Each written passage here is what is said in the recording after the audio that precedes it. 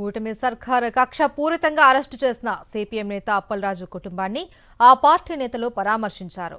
Bulk drug పార్కుకు వ్యతిరేకంగా పోరాడుతున్న అప్పరాజుపై పెట్టిన పీడీ యాక్ట్ను తక్షణమే ఉపసంహరించుకోవాలి అని డిమాండ్ చేశారు. బల్క్ డ్రగ్ పార్కుపై చంద్రబాబు ఇచ్చిన హామీని నెరవేర్చుకోవాలి అని సిపిఎం రాష్ట్ర కార్యదర్శి శ్రీనివాసరావు డిమాండ్ చేశారు.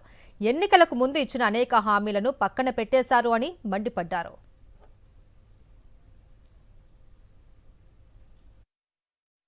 ఈ బీడీ కేసును ఉపసంహరించుకొని ఆయన్ని విడుదల చేయాలి. ఇది తక్షణం. రెండవది, ఆయనకు అక్కడ ఉన్న రోజుల్లో ఆయన రాజకీయ ఖైదీగా అన్ని సౌకర్యాలు కల్పించాలి.